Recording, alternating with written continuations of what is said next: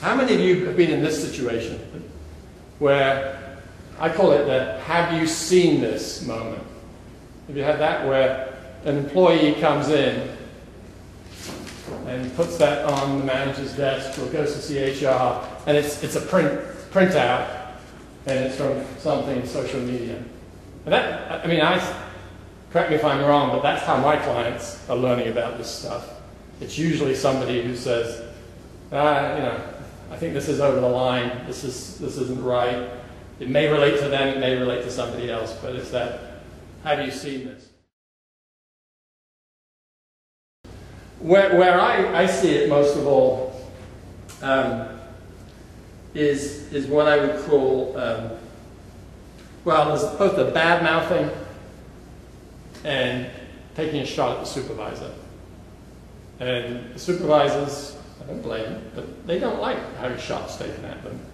And they particularly don't like it, this is back to the water cooler comparison, where it's online, and it's there, and it stays there, and other people see it, and other people chime in, and they comment, and all the rest. And I understand why they don't like it. I had a case not so long ago, it didn't turn into a case, but an issue where one of my client's employees was a main company, but had facilities elsewhere, worked in a New Jersey store of theirs. And he went online on his Facebook account, and he complained that, I'm going to make it politer than he said it, but basically the other people he worked with were overweight and unattractive and old. He said it in slightly different terms.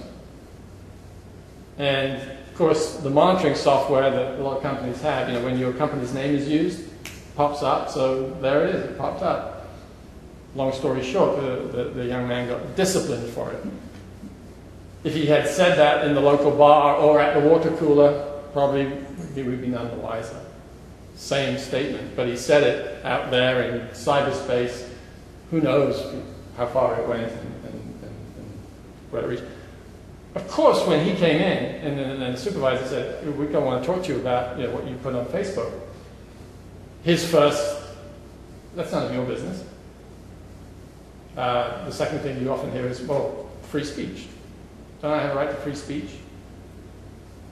And short answer is private company, and it is their business, and a well-written policy that this particular employer had made it clear that those types of comments, whether they're inside or outside of work, on your own computer or others' computer, are not acceptable. I'm going to go to retaliation in a second. And one of the things I would just say from a practical point of view is, and I talk about supervisors and folks who see something they don't like, I think sometimes I want to say, and I say it in a more polite way, is they need to develop a thicker skin. And maybe it's easy for me to say that if I'm not the target, but these retaliation cases are often born out of something that, when you look at it months or even years later, when these cases get fought out, you think, really? Was it that bad? Was it worth firing the person for it? There's a case, actually an Arkansas case, where this has elements of retaliation and free speech and all the rest, but gives you another sort of illustration of how these things can come up. This lady worked in the clerk's office, and her boss was up for re-election. And she was vocal in expressing her support for her boss. Unfortunately, he lost. His first day, he came in, and there were 9 in the office, and he terminated 3, not her.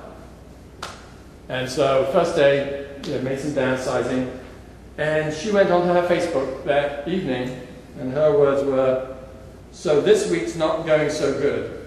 Bad stuff all around."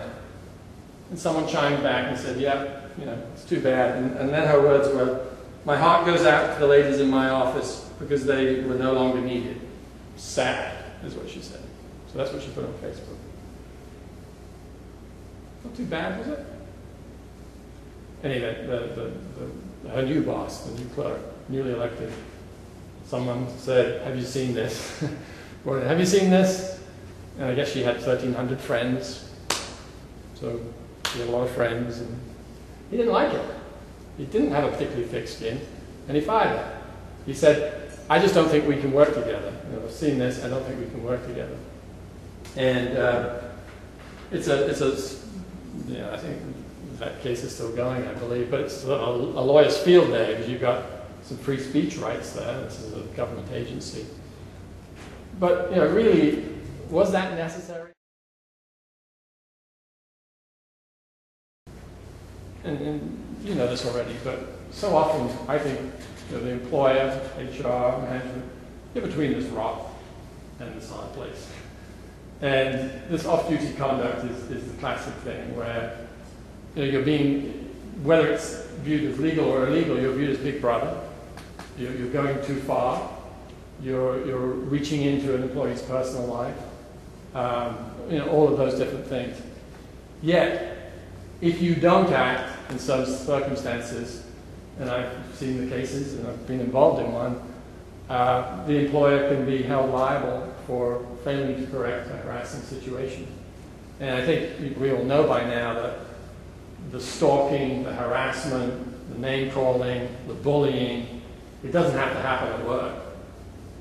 If it's happening outside of work, and it's making me, the employee, let's say, who's the victim, not feel safe at work, and in the end I quit because the person who's doing it comes to work every day. It doesn't do it at work, but comes to work every day.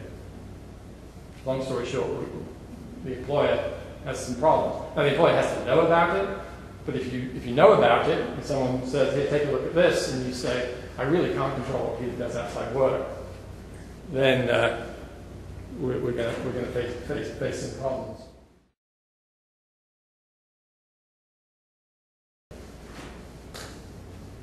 I'm a believer that in these policies, because of the reasons I've talked about, of all the things that can happen outside of work that can spill over and you have a role in, that the scope, the applicability here, I don't think you achieve a lot if you say this just relates to work and work product, you know, our work equipment and our work systems.